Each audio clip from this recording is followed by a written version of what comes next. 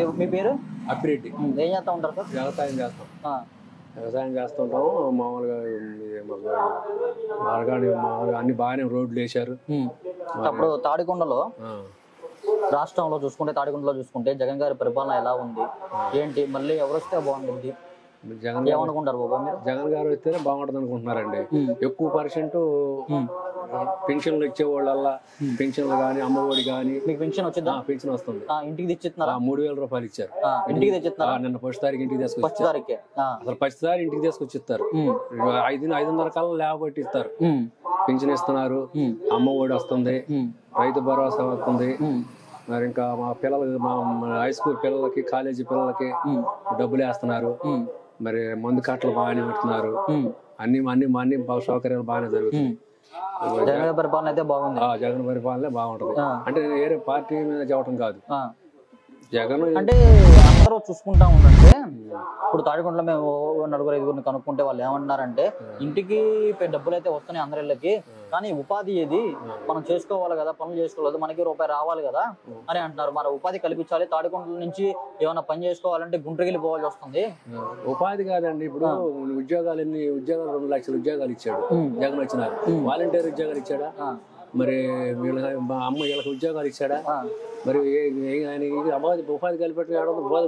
అంటే ఉపాధి అంటే 10th ఇంటర్ చదువుకున్న వాళ్ళు కాదండి, బీటెక్ చదువుకున్న వాళ్ళు, డిగ్రీ చదువుకున్న వాళ్ళు, వాళ్ళకి సాఫ్ట్వేర్ కంపెనీ పోస్టులు వేసాడు కదండి. 6500 పోస్టులు వేసాడుగా బడి. మరి ఈ ఉద్యోగాలు వచ్చినట్టేగా. అప్పుడు ఆయన వస్తే ఇప్పుడు చేయకుండా ఏ పథకం చేయకుండా ఉన్నాడు. మరి రైతు భరోసా వేస్తున్నాడు. మరి 45 సంవత్సరాల పెన్షన్ 18500 ఇస్తున్నాడు.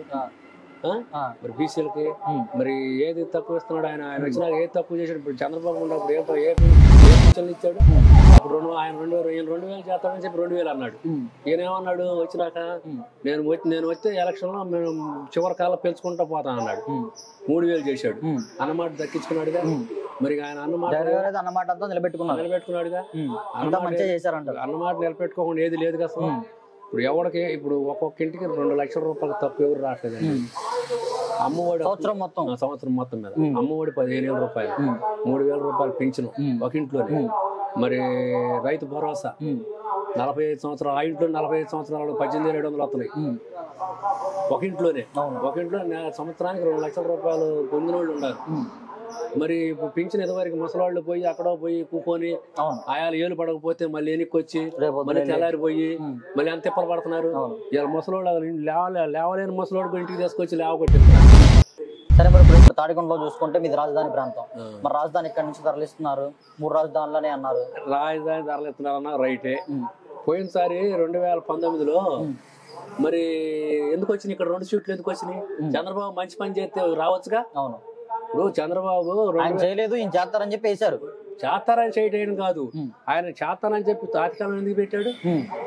తాత్కాలం ఎందుకు పెట్టాడండి? ఇప్పుడు కోర్టు తాత్కాలం పెట్టాడు, రాజధాని తాత్కాలాన్ని పెట్టాడు. తాత్కాలం ఎందుకు పెడతాం? మామూలుగా పెట్టవచ్చుగా. రాష్ట్రపతి ముద్ర వేపించుకోవచ్చు. నువ్వు బీజేపీలో ఉండవుగా. బీజేపీలో ఉన్నప్పుడు నీది అంతా పెత్తనం నీదేగా. రాష్ట్రపతి ముద్ర కొట్టినట్టు ఇలా ఎవడు కదిలిచ్చేవాడు కదా. జగన్ ఎందుకు కదిలిస్తాడు?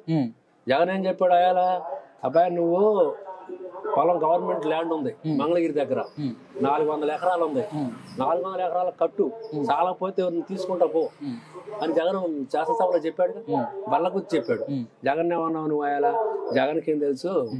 జగన్ పిచ్చోడు తెలియదు, జగన్కి చేత కాదు, నేను కడతాను. ఇప్పుడు మీకు 3 రాజధానులు ఓకే. మాకు 3 రాజధానులు, అన్ని జిల్లాలు బాగుపడతాం. నుంచి ఇక్కడ నుంచి గెలిచిన ఉండవల్లి శ్రీదేవి గారు వేరే పార్టీలోకి వెళ్ళిపోయారు. ఉండవల్లి శ్రీదేవి గారు వేరే పార్టీకి పోయిందంటే అంతా లంచగొండితనం చూసింది. ప్రతి వార్డు శ్రీదేవి గారు చేశారా? ప్రతి వార్డు దగ్గర ఇప్పుడు ప్రతి వార్డు చైర్మన్ ఉందండి, మందపాడు ఉన్నాడు మా ప్రెసిడెంట్ గారు.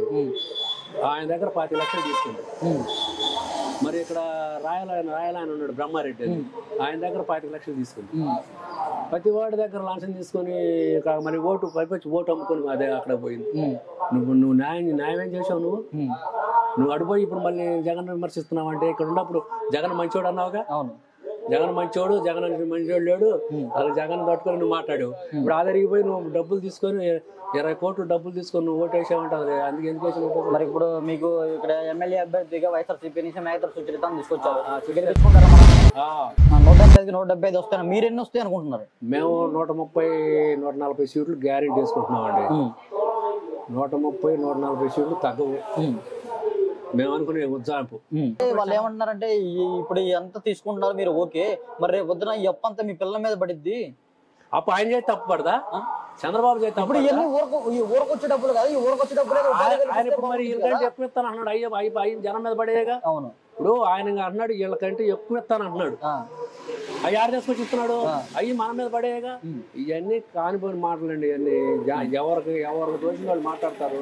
ఇవాళ జగన్ ఉండబట్టే జనం ప్రజలు, పేద ప్రజలు కానీ ప్రతి వాళ్ళు అమ్మఒడి, ఇప్పుడు అమ్మఒడి ఇంగ్లీష్ మీడియం పేదవాళ్ళు చదవద్దు అంటారు. ఏంది పేదవాళ్ళు ఇంగ్లీష్ చదువుకోవాలి. మరి వీళ్ళు ఉండేవాళ్ళు పిల్లలు పేద ఇంగ్లీష్ మీడియం చదివి మరి వీళ్ళందరూ ఆంధ్రజ్యోతి కానీ ఈనాడు వీళ్ళందరూ చూడి అట్లా విమర్శిస్తున్నారు. మంచిగా మాట్లాడినా పేదవాళ్ళ పిల్లలు చదవడానికి వెళ్ళేది ఇంగ్లీష్ మీడియం అన్ని బ్యాగులు ఎత్తున్నాడు, బూట్లు ఎత్తున్నాడు, ఆయన ఎత్తున్నాడు అంటే మరి ఇవ్వగలుగుతున్నాడు, ఇస్తున్నాడు, పిల్లలు సుఖపడుతున్నారు. ఇవాళ మధ్యాహ్నం భోజన పథకం ఎట్లా చేస్తున్నాడు?